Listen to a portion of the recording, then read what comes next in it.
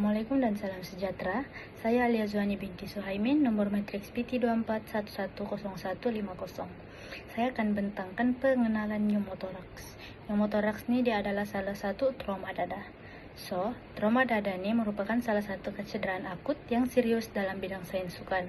Sebab dia melibatkan organ penting seperti paru-paru, jantung, pleura, dan salur darah toraks. Jadi dalam konteks sukan, trauma dada ini dia biasanya akibat hentakan langsung, perlanggaran antara pemain, atau dia jatuh daripada impak yang tinggi. Oleh sebab itu, sukan macam rugby, bola sepak, hoki, dan seni mempertahankan diri, ini dia ada risiko yang lebih tinggi untuk mengalami kecederaan ini. Jadi macam saya cakap tadi, komplikasi utama trauma dada ialah pneumothorax, yaitu keadaan yang boleh menyebabkan gangguan respiratori yang serius sekiranya tidak dirawat dengan segera. Jadi, pengetahuan mengenai pengurusan awal pneumothorax ini dia amat penting bagi memastikan keselamatan atlet semasa latihan ataupun pertandingan. Oke, seterusnya kita masuk kepada kepentingan pengurusan awal. Pengurusan awal ini penting supaya kita dapat cegah komplikasi yang lebih serius. Sebagai contoh, hipoksia yaitu keadaan apabila badan kita kekurangan oksigen akibat paru-paru dia tidak dapat mengembang dengan baik.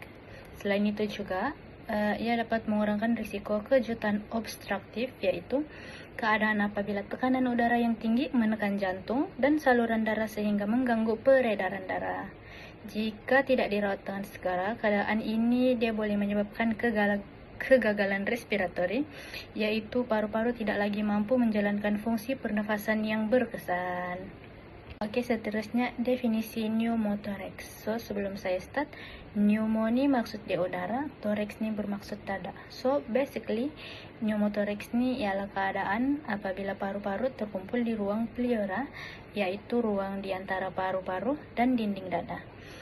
Dalam keadaan normal, ruang ini dia tidak mempunyai udara, sebaliknya hanya mempunyai sedikit cecair dan tekanan negatif yang membantu paru-paru kita mengembang semasa bernafas. Apabila udara memasuki ruang pleura, tekanan negatif ini dia akan hilang dan menyebabkan paru-paru kita ini menjadi kolaps ataupun kempis. Jadi, akibatnya proses pertukaran oksigen ini akan terganggu dan pesakit boleh mengalami kesan-kesan buruk seperti sesak nafas, sakit dada, penurunan fungsi respiratori, ataupun penurunan prestasi fisikal. Oke, seterusnya saya akan menerangkan anatomi dan fungsi toraks. Toraks terdiri daripada beberapa struktur utama yaitu sternum, tulang rusuk, vertebrata toraks, otot interkostal, diafragma, paru-paru, dan juga pleura. Kesemua struktur ini bekerja sama untuk melindungi organ yang penting serta membantu proses pernafasan. Paru-paru pula diseliputi oleh dua lapisan pleura, yaitu pleura visceral yang melekat pada permukaan paru-paru dan juga pleura parietal yang melapisi dinding toraks. Di antara kedua-dua lapisan ini terdapat ruang pleura yang mengandungi sedikit cecair. Cecair ini berfungsi untuk mengurangkan geseran semasa paru-paru mengembang dan mengecut ketika bernafas. Selain itu, tekanan negatif dalam ruang pleura memainkan peranan penting dalam membolehkan paru-paru mengembang secara semasa inspirasi. Sekiranya tekanan negatif ini hilang, paru-paru boleh mengalami kolaps ataupun pengecutan, sekaligus ia mengganggu proses pertukaran gas oksigen dan karbon dioksida di dalam badan. Oleh itu, fungsi toraks yang normal amat penting bagi memastikan sistem respiratori ini berfungsi dengan cekap. Dalam konteks sukan, keadaan ini membantu untuk mengekalkan kapasiti aerobik yang optimum dan menyokong prestasi atlet semasa latihan serta pertandingan.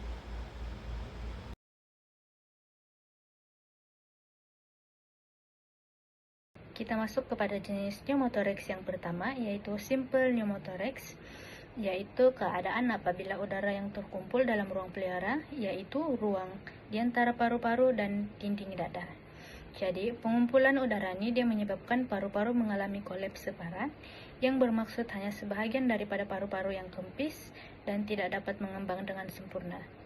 Namun, dia tidak peningkatan tekanan yang ketara dalam ruang pleura. Jadi, jantung dan saluran darah utama masih tidak tertekan. Jadi selalunya pesakit nih dia masih berada dalam keadaan yang stabil, walaupun dia boleh mengalami simptom macam sakit dada ataupun sesak nafas. Seterusnya ialah open pneumothorax.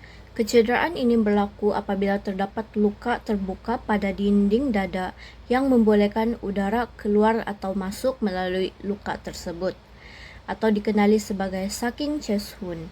Keadaan ini mengganggu tekanan negatif dalam ruang pleura yang diperlukan untuk pengembangan paru-paru semasa bernafas. Akibatnya, mangsa akan mengalami kesukaran bernafas dan bekalan oksigen ke dalam badan akan berkurangan. Yang terakhir ialah tension pneumothorax, yaitu keadaan apabila udara terkumpul secara berterusan dalam ruang pleura tetapi tidak dapat keluar. Keadaan ini menyebabkan tekanan dalam ruang pleura meningkat dengan cepat, lalu menekan paru-paru, jantung, dan juga saluran darah utama, yang mengakibatkan mangsa boleh mengalami hipotensi, hypoxia, dan kejutan obstruktif yang mengancam nyawa.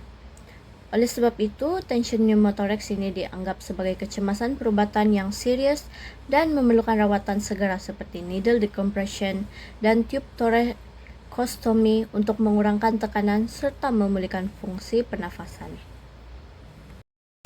Seterusnya untuk bahagian mekanisme kecederaan pneumothorax dalam sukan.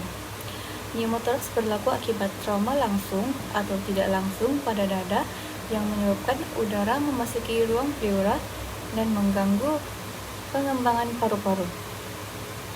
Yang pertama ialah pelanggaran pemain, di mana hentakan kuat antara atlet boleh memberi tekanan terus pada dinding toraks dan mencederakan paru-paru.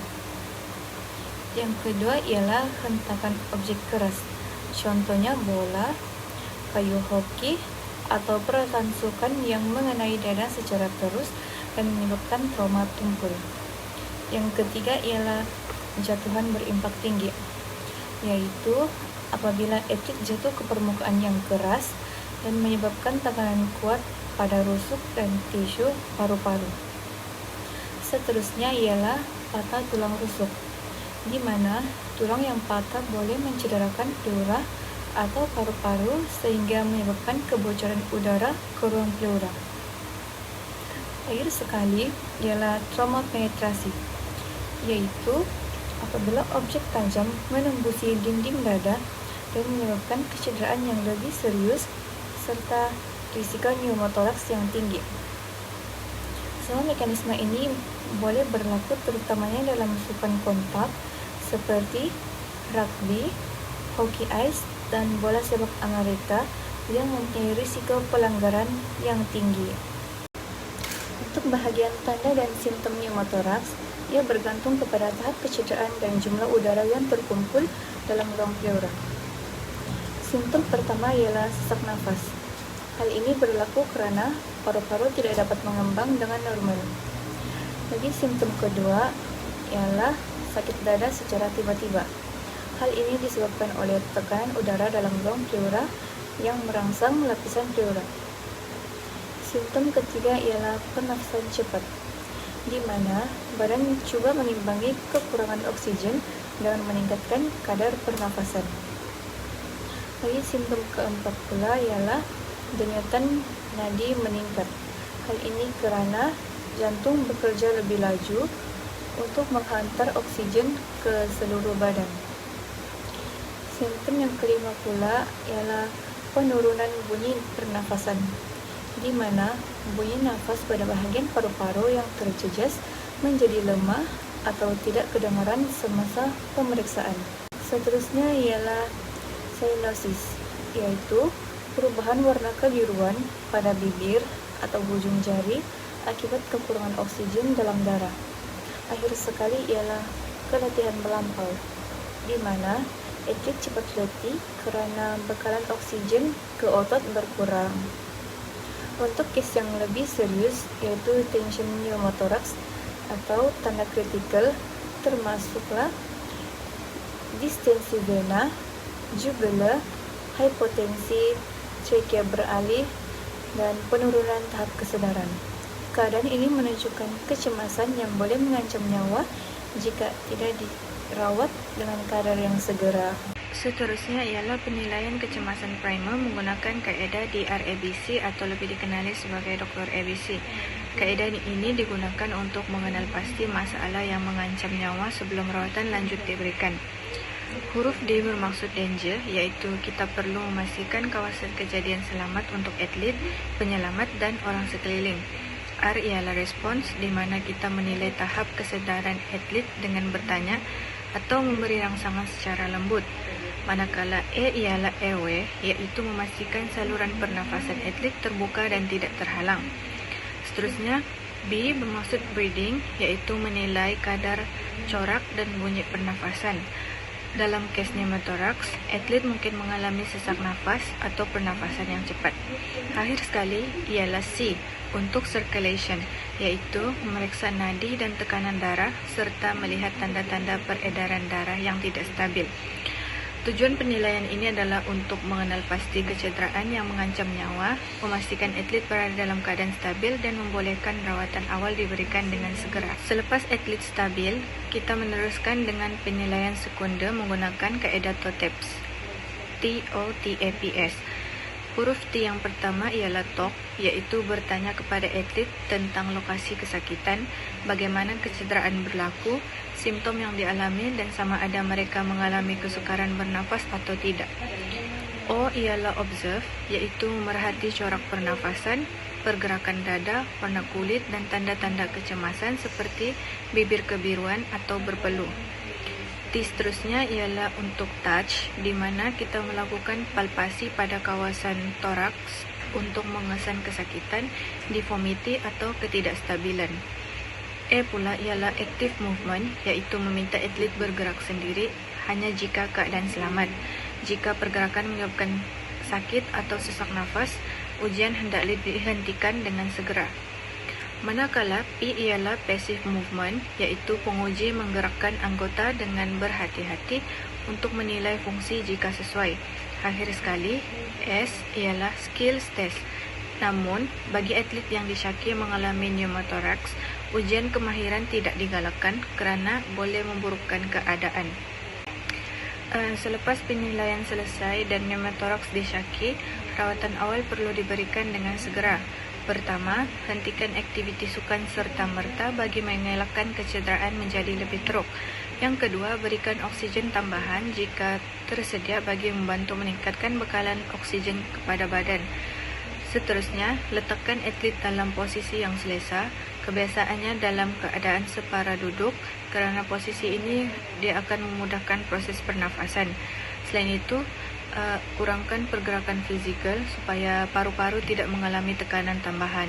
Dan akhir sekali, aktifkan sistem kecemasan atau hubungi ambulans untuk mendapatkan rawatan hospital secepat mungkin kerana pneumotoraks memerlukan penilaian dan rawatan perubatan yang segera.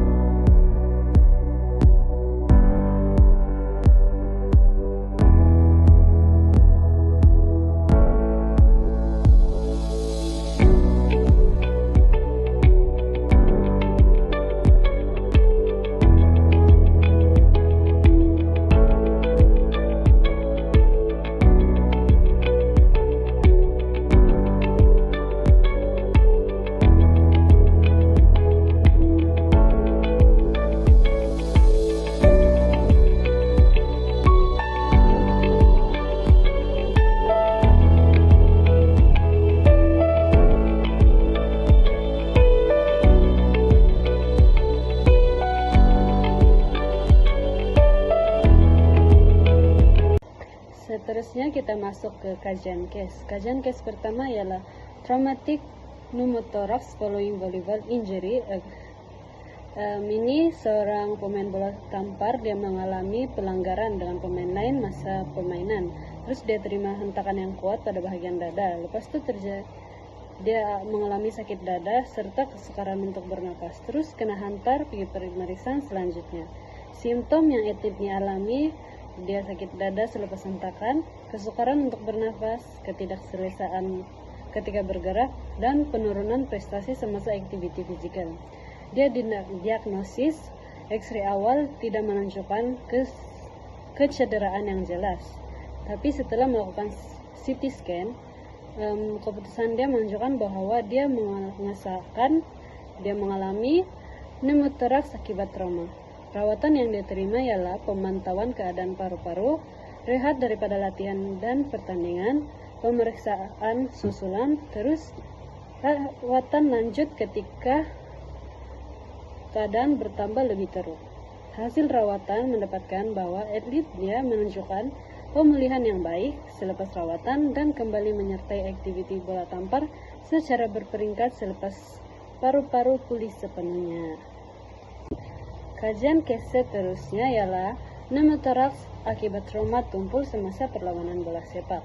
Dalam case ini, seorang pemain bola sepak yang berusia 20 tahun mengalami hentakan kuat pada bahagian dada semasa berebut bola satu perlawanan. Selepas insiden tersebut, dia mengadu sakit dada yang teruk dan kesakitan dia bertambah sakit masa berlari atau buat aktiviti fisikal. Terus atlet pun kena bawa pergi hospital untuk pemeriksaan lanjut.